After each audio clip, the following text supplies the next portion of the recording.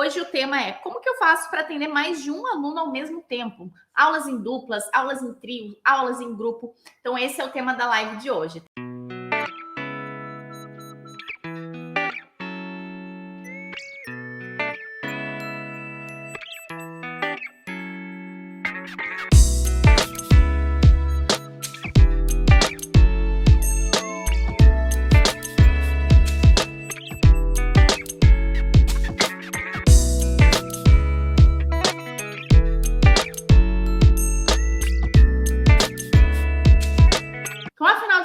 Como que eu faço para atender mais de um aluno ao mesmo tempo? E eu sei que isso pode ser muito difícil para alguns instrutores, principalmente quando a gente tem clientes de níveis diferentes, tá? Então, a gente vai ter aulas em duplas, em trios, em grupos, e às vezes os alunos são de níveis diferentes, às vezes a gente consegue ainda nivelar os clientes.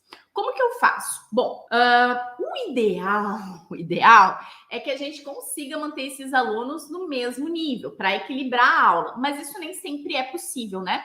Às vezes a gente não consegue manter os alunos do mesmo nível, né? Sempre chega um aluno novo, ou um aluno falta mais, o outro é mais presente, e o caso ideal seria que eles fossem todos nivelados. Então vamos falar primeiro quando a turma é toda nivelada, né? Vamos começar da parte fácil. Quando a turma é toda nivelada, ainda assim tem diferenças, né? Tem um aluno que entende melhor os comandos, tem um aluno que tem mais coordenação, outro que tem menos, tem aquele aluno que é mais CDF, que gosta de aprender e que já aprende logo o nome do exercício, posicionamento, já gosta de se avançar mais, de evoluir mais, ou às vezes tem aquele aluno que tem alguma dor, alguma lesão e o outro não tem, né? Apesar de estarem começando juntos. Então, como é que a gente faz? Eu tenho, vamos dizer assim, um esboço de aula. Eu tenho um esboço de aula para aluno iniciante, um esboço de aula para aluno intermediário, um esboço de aula para aluno avançado. Mas independente de qual nível esse aluno tá, eu consigo pegar todos os exercícios de Pilates, né? Vamos dizer assim, que eu tenho 40 exercícios de Pilates, tá? Eu tenho 40 exercícios. Eu separo esses exercícios em iniciante, intermediários, exercícios avançados.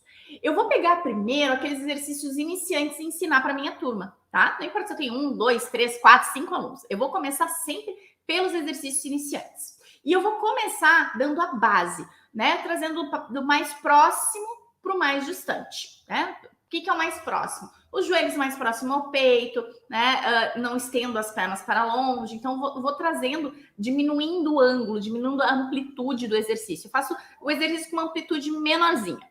E à medida que o aluno vai evoluindo, eu vou aumentando essa amplitude. E para eu conseguir fazer essa evolução na turma, eu tenho que ter um treinamento. O que quer dizer isso? Eu vou ficar por um número X de aulas ou por um período de aulas repetindo aqueles exercícios até que o meu aluno melhore naquilo. Não é assim que a gente faz às vezes no treinamento, por exemplo, na musculação. A gente tem um treino, a gente fica ali 1, 2 semanas com aquele mesmo treino, às vezes um mês inteiro com aquele mesmo treino, até que a gente melhora e consegue aumentar a carga, ou a gente consegue para um exercício um pouco mais difícil. Então, se a gente usa o equipamento, a gente vai para um peso livre, que exige mais da nossa estabilidade corporal. É a mesma coisa não, mas é parecido no Pilates, é um pouquinho diferente, mas é essa ideia de treinamento. Vou pegar aqueles exercícios de nível iniciante e vou ensinar para os meus clientes. À medida que os meus clientes vão melhorando, isso pode ser de 5 a 10 sessões, depois de 5 ou 10 aulas, eu consigo começar a evoluir esses exercícios, aumentando a amplitude do exercício ou incluindo um exercício novo. E aí eu vou ter que usar as minhas ferramentas de trabalho para poder guiar os meus clientes. Que ferramentas são essas? Conhecer a parte técnica dos exercícios, então, saber posicionar os meus clientes, saber colocar os meus clientes em movimento e, inclusive, saber modificar o exercício. Então, saber como que eu posso desafiar mais ou menos o meu cliente naquele exercício. Adaptando, modificando ou até mesmo criando uma variação, né? O que é uma adaptação? Por exemplo, o 100 é um exercício que é com a perna estendida. Eu vou fazer ele com os joelhos flexionados para o meu aluno que está começando. Isso é uma adaptação. Tá? O que é uma modificação do exercício? Eu vou modificar para uma necessidade especial. Então, se eu tenho um cliente que tem uma dor na cervical, ele vai fazer o 100 com a cabeça apoiada, tá? O que é uma variação? Se o meu cliente faz o 100, que é bombeando o braço, eu posso dar para ele o 100 batendo uma perna na outra em vez de fazer o braço. Por exemplo, se o meu aluno tem uma dor no ombro ou algo assim, ou se ele é mais avançado que os outros da turma, que os outros da sala, entendeu? Então eu posso...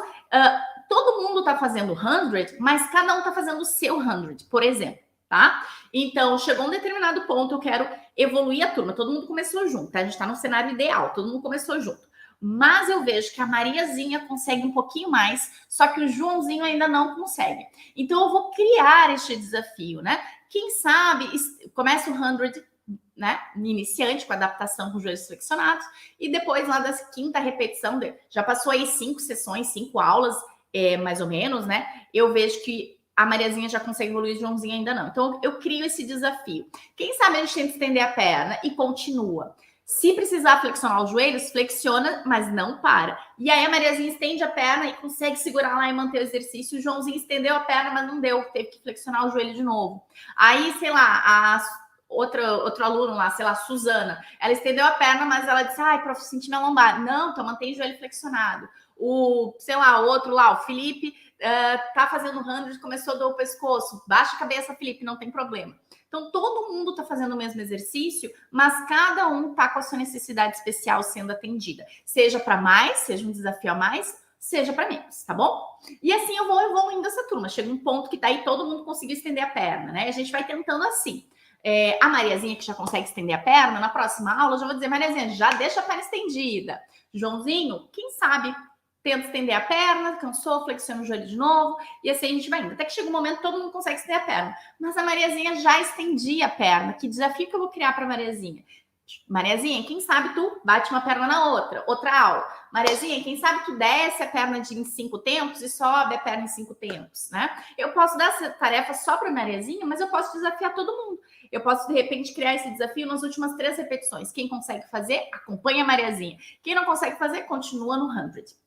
Tá bom? Então, a gente pode fazer desta maneira uma aula com pessoas que começaram juntos, mas não estão juntos. Tá, Fran? Beleza. Tô com essa turma maravilhosa. Tenho lá 4, 5 alunos. Todo mundo, assim, já entendeu o que é um 100, o que é um roll-up. Alguns conseguem fazer com a perna estendida a 45 graus. Outros conseguem fazer a perna mais estendida a 5 centímetros do chão. Tem gente que tem mais controle, tem gente que ainda tá conquistando. Eu já consigo colocar...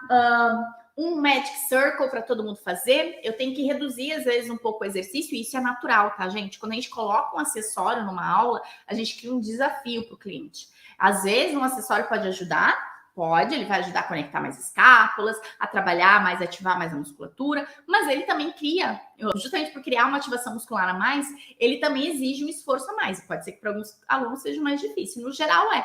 E aí, então, sei lá, se a pessoa fazia o 100 com a perna 5 centímetros do chão, talvez agora ela tenha com um acessório que subia a perna 45 graus, tá bem?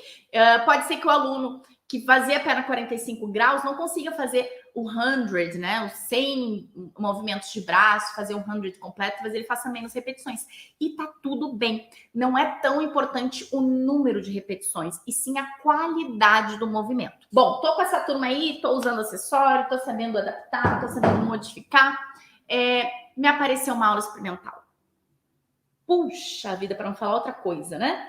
Puxa vida, uma aula experimental, a pessoa vai fazer uma aula, vai ver se gosta, depois continua. Eu não indico ninguém a fazer aula experimental gratuito e tal, mas eu sei que muitas academias fazem isso, estúdios de pilates fazem isso, e às vezes a gente é o funcionário e a gente... é aquela coisa, né? Manda quem pode, obedece quem tem juízo. E aí a gente tá ali com a turma perfeitinha, redondinha, e vem aquela pessoa. Mas, ao mesmo tempo, a gente quer que a pessoa goste da aula, participe, afinal de contas, é o nosso trabalho, é aquilo que a gente faz com prazer. Mas o que eu vou fazer agora com essa pessoa, né? Tá todo mundo indo já para o intermediário avançado. Então, é o seguinte. Eu parto do princípio que menos é mais. Menos é mais. Então, se eu tô com toda a minha turma, nível intermediário para avançado, e entrou um aluno do zero, que não sabe nada, eu vou puxar toda a turma para o nível iniciante. E o que isso quer dizer? Fran, então todo mundo vai fazer o 100 com joelhos flexionados? Não, não quer dizer isso.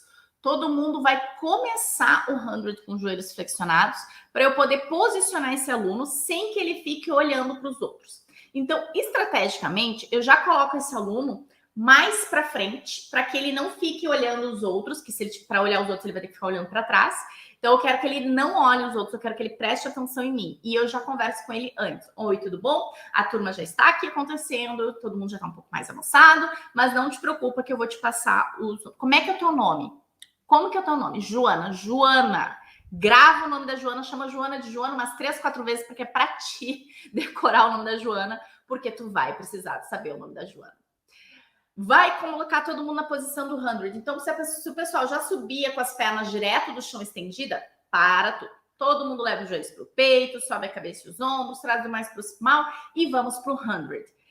Se você treinou certinho a sua turma, todo mundo já vai se posicionar para o 100. Se a tua turma é já intermediária avançada. Agora, se a turma ainda tá meio capenga, se tem gente que ainda não se toca o que é o 100, beleza, a galera vai se posicionar que nem a Joana, né? Joana, leva os joelhos para o peito, deixa os joelhos a 90 graus, bombeia o braço, e eu vou ali guiando a Joana e já vou falar para a turma, para vencer a Joana antes de começar. Essa é a Joana, é a primeira aula dela, né? Boas-vindas, lá. Então, a aula hoje vai ser um pouco mais concentrada nos detalhes de posicionamento. Eu vou dar uma atenção especial aqui para a Joana, mas eu estou olhando todos vocês. Vamos lá começar com o nosso 100? Então, deita, centraliza o corpo, traz os joelhos para o peito, sobe a cabeça e os ombros, e vamos lá para o 100. Joana, pernas a 90 graus e vai bombeando teu braço para cima e para baixo. Imagina ter uma fogueira aqui na frente, quer acender esse fogo. Bombeia o braço com vigor. Inspira profundo e expira profundo. O que eu tô fazendo? Eu disse, isso, continua, Joana. Isso, galera, pernas estendidas. Para quem não tá com a perna estendida, já estende a perna e continua. Mais tantas repetições. Isso, Joana. Não importa, né? E eu vou orientando aqui a Joana, vou dando uma atenção especial para a Joana. O que eu tô fazendo?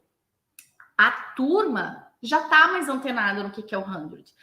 Alguns talvez não, mas tá tudo bem. Tá tudo bem se a pessoa fizer 2, 3 repetições com o joelho flexionado e depois eu dizer, fulano, ciclano, estende a perna. Galera, estende a perna. Só a Joana vai fazer com os joelhos flexionados hoje. Sabe? Que é para funcionar, fluir, tá? Mas para isso tudo funcionar, e assim continua, tá? Por que todo mundo não pode fazer um half roll down em vez de fazer roll up? Eu posso colocar todo mundo para fazer um half roll down, né? E aí eu guio ali uns 3 half roll down. Enquanto a Joana continua fazendo os half roll down, eu peço para a galera, quero mais 3 roll ups agora. Braço pro teto, inspira. Isso, Joana, continua, tá? Inspira. E aí eu guio pro roll up, né? E passo ali para ela um leg circle com o joelho flexionado. E tá tudo bem. E talvez tem outros alunos que ainda façam com o joelho flexionado um leg circle. E outros que façam com a perna estendida. E tá tudo bem. Tem um aluno por aqui que não faz o rolling like a ball. Ele não faz o rolling like a ball porque ele tem problema no cóccix. O que eu faço com ele? Ele sente dor no cóccix, que ele quebrou, bateu a bunda no chão, machucou o cóccix. E só ele não faz o rolling like a ball. Todo mundo faz. Na hora do rolling like a ball, a pessoa que tem problema do cóccix vai fazer um half roll down. Eu tenho que dar um exercício para essa pessoa enquanto a turma tá fazendo o resto. Ou eu já vou passando o próximo abdominal, se eu acho que eu já dei o half roll down no roll up, não tem por que eu dar o half roll down de novo. Então, ela já vai fazendo o primeiro abdominal. E eu vou guiando ela para fazer os exercícios. Você sabe como é que era a aula do Joseph Pilates? Uma aula de contrologia? Eu tive o prazer de fazer uma aula à la Joy, com a Daniela Escobar, que é lá de Los Angeles. E ela faz a aula que chama Contrology Lab, eu acho que é esse o nome, tá? A aula é o seguinte, claro que é uma aula para pessoas que já sabem exercícios de Pilates, tá? Instrutores de Pilates ou alunos mais avançados. As pessoas entram, cada um com o seu equipamento, então como a aula foi online, eu tava com o meu mat em casa, mas tinha gente que tava no estúdio, tinha um Reforma, tinha Cadillac, e cada um começa a fazer o seu treino. E o professor que está dando aula do outro lado só vai corrigindo. Francine, tenta descer menos a tua perna. Isso, leva lá atrás. Quem sabe agora, né? Guia pontualmente naquele exercício. Um outro vai para um outro exercício, um outro tá no outro equipamento. Fulano, tenta fazer tal coisa aí, não deixa as tiras soltas, tensiona mais a tira. E silêncio, em muitos momentos de silêncio, só barulho da respiração e algumas correções a alguns pontos, tá bom? É assim que era uma aula com o Joseph. Eu fiz um workshop com com uma discípula do Joseph, a Mary Bowie, que ela combina pilates com psicologia, né? Ela faz essa combinação. E eu fui fazer um workshop com ela, acho que ela já tem uns 90 e alguns anos, né?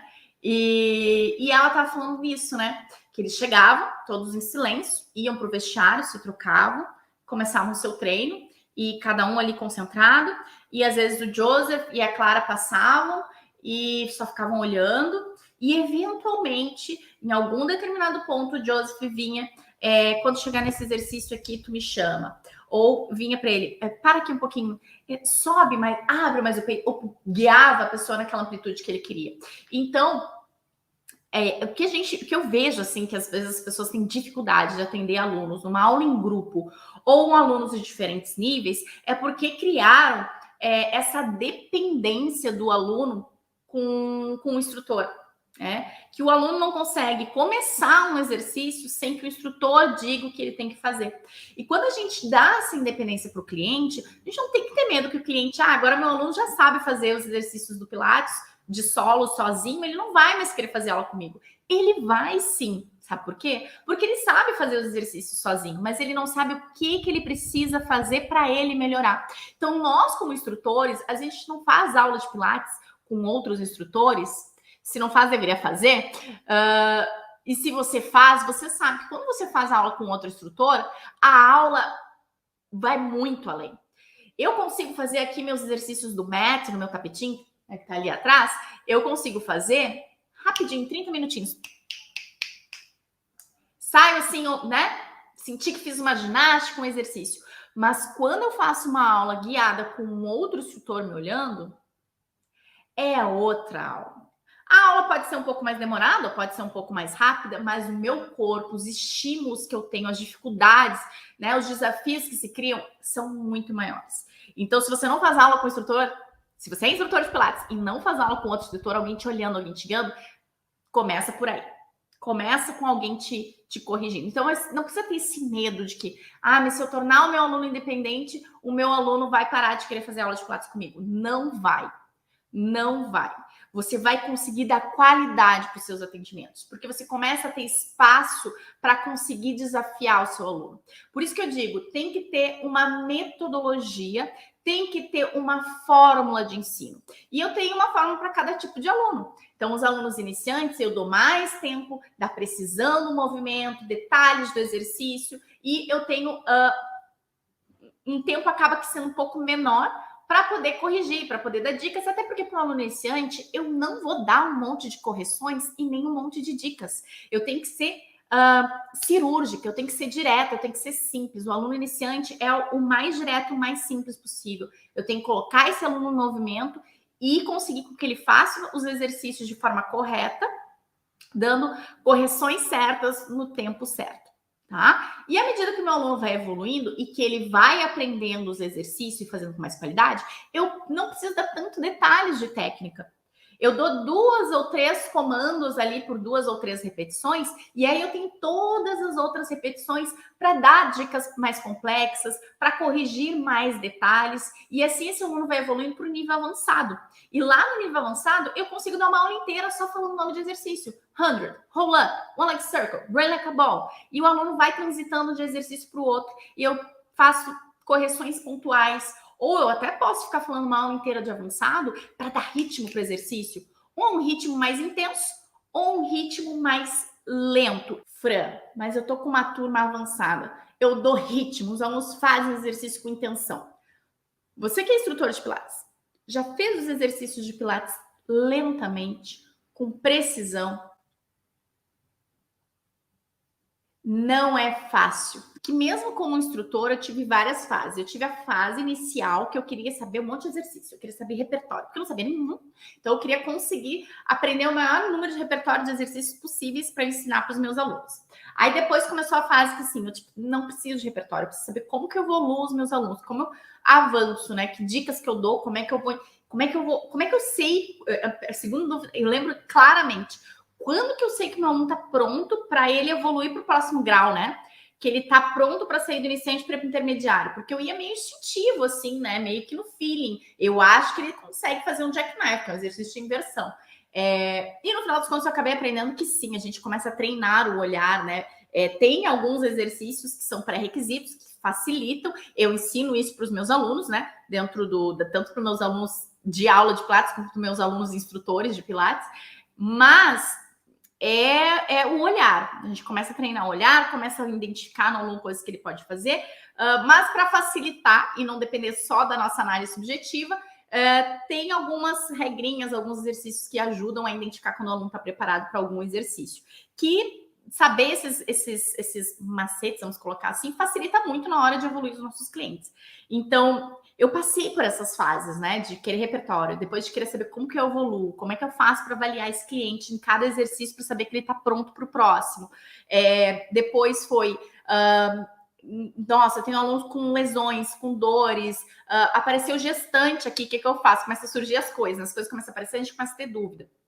Depois eu tive a fase de querer ir além, né? Tava assim, tá legal, já sei esses exercícios, já sei como adaptar para meus clientes, já sei como evoluir os meus clientes, já sei clientes com dores e lesões, eu quero saber mais, eu quero saber como é que eu vario, porque tá muito repetitivo. E aí eu comecei a estudar mais e mais e mais, fiz congressos, fiz cursos, workshop, aprendi um monte de possibilidades dentro do Pilates, não só exercícios novos, mas de variações dentro dos exercícios de Pilates, de tornar uma aula mais dinâmica, mais atrativa, sem precisar fugir dos exercícios do Pilates clássico. Aí depois eu fui fazer mestrado, fiz especialização e fui indo cada vez mais longe, entendendo o que estava por trás do Pilates, porque o Joseph Pilates não era profissional de educação física, não era fisioterapeuta, não era da dança, ele não era formado em nada, né? Ele era um autodidata, ele era da luta, inclusive, né? Do boxe amador, e caiu aí de paraquedas dentro desse mundo da dança.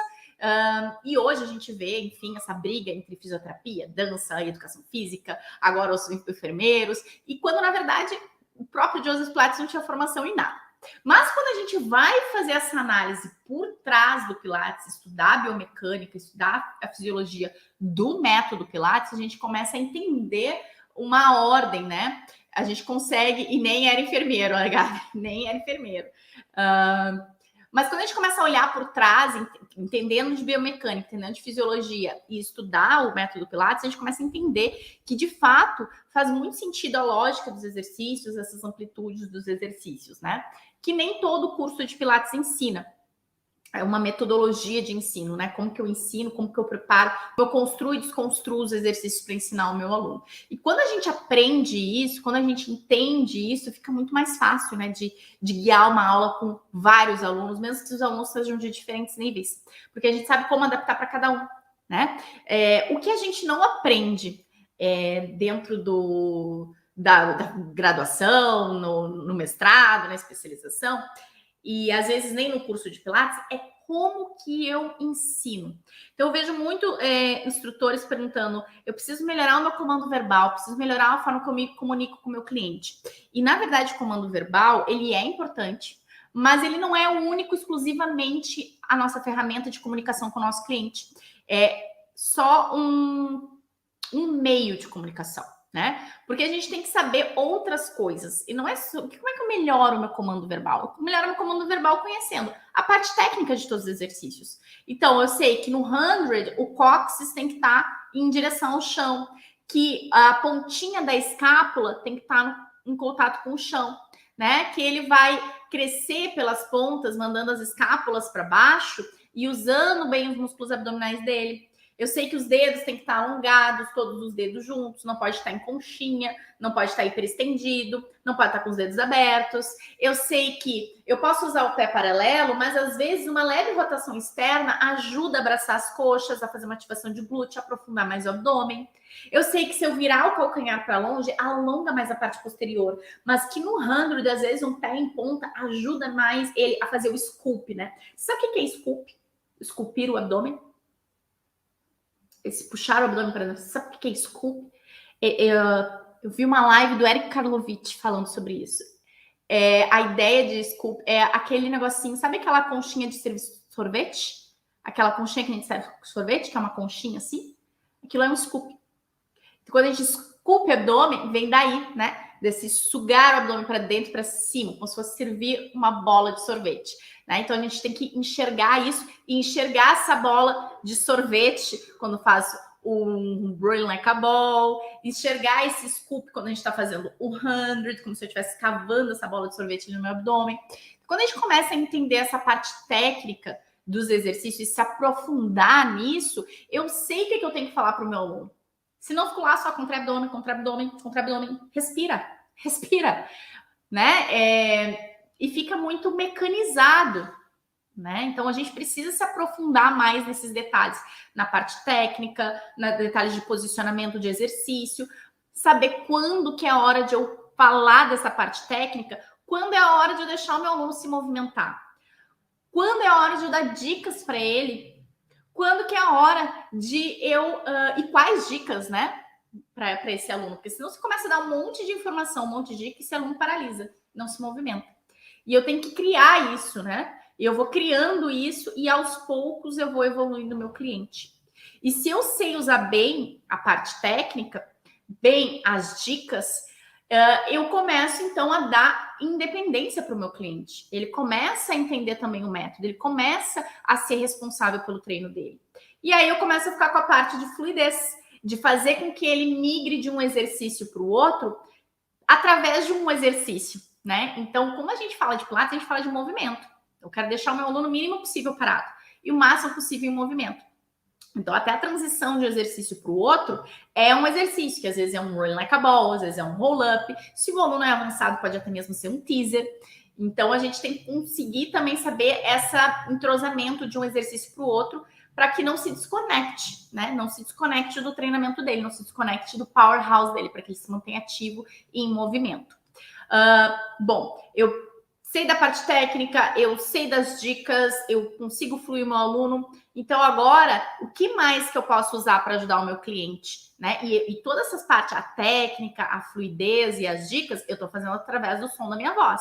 Como que eu vou dar a fluidez? Através do ritmo. Como que eu dou o ritmo? Mudando a entonação da minha voz.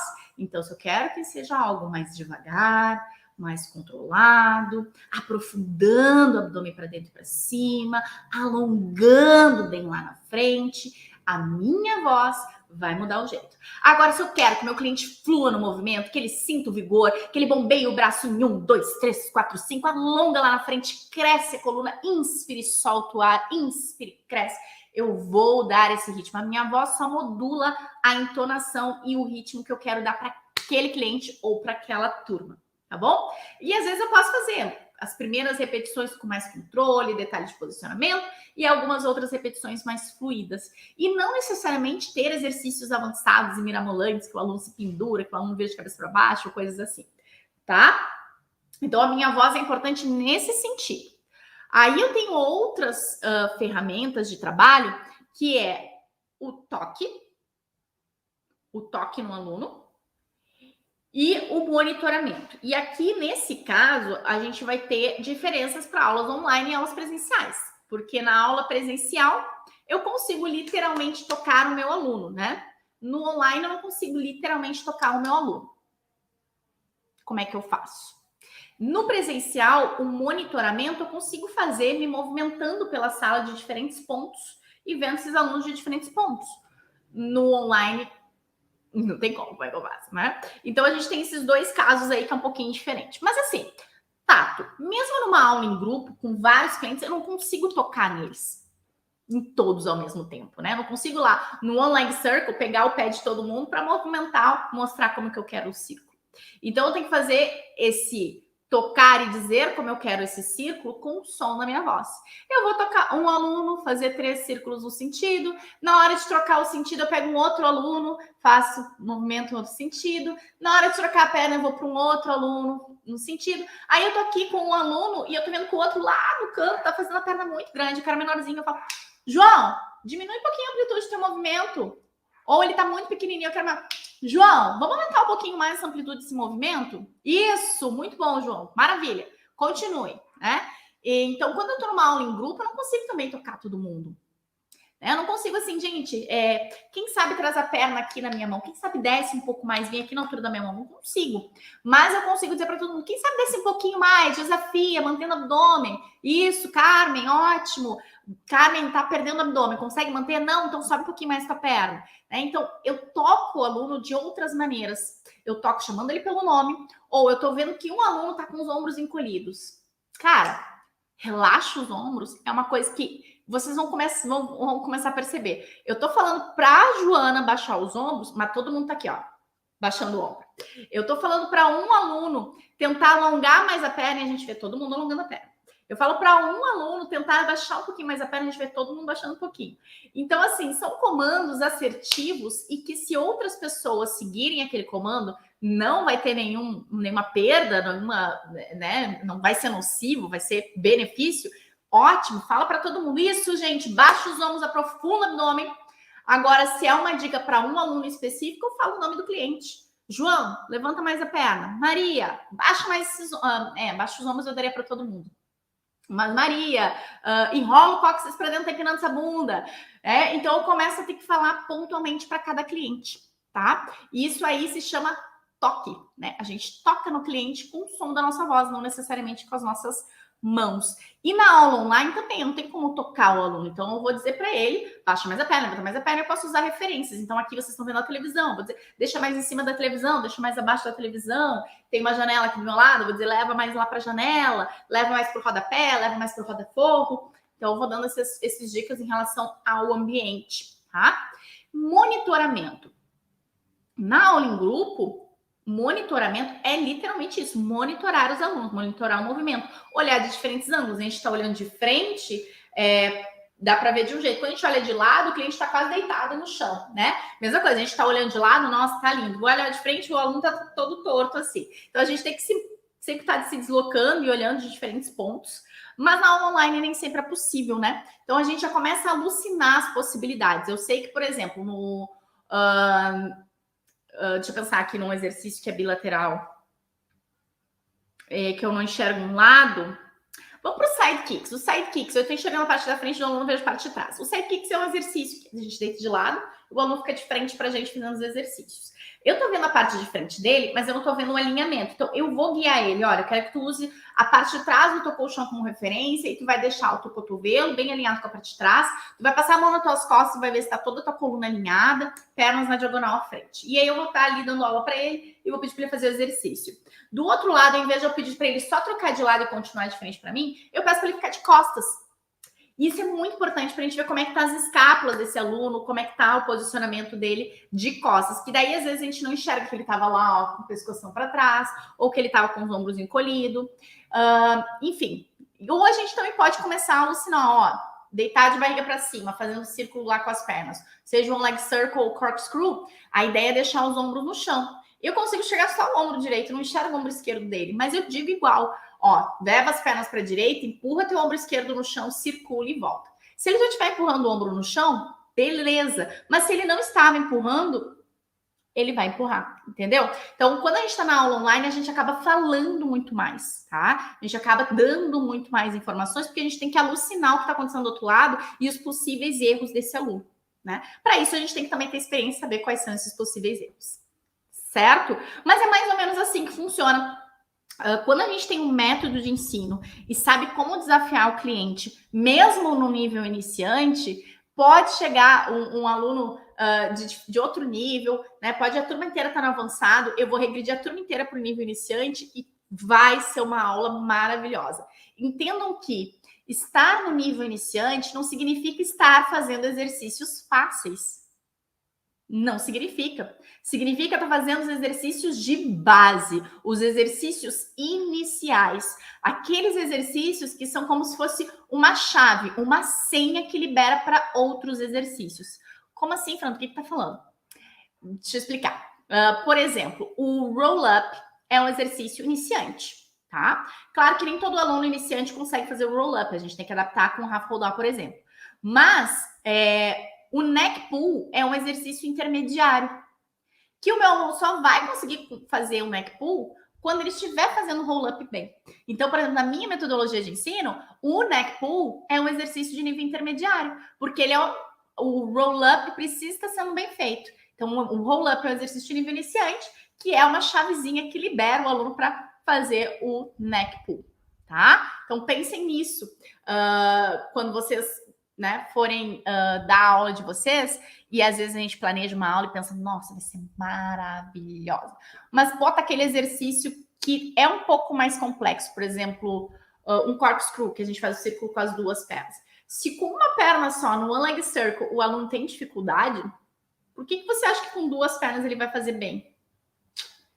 Né? Então a gente tem que avaliar isso daí, né? Então talvez não seja possível dar o corkscrew ainda, tá bem? Então é mais ou menos assim, a gente tem que entender toda a complexidade dos exercícios, a parte técnica dos exercícios, entender como que eu ensino esses exercícios, e aí na aula em grupo pode ter alunos de diferentes níveis que a gente vai dar conta, tá bom? Claro, gente, teria que a gente fazer uma aula em grupo aqui. Gente, muito obrigada por hoje, boa noite. Obrigada por quem participou. Tchau, tchau.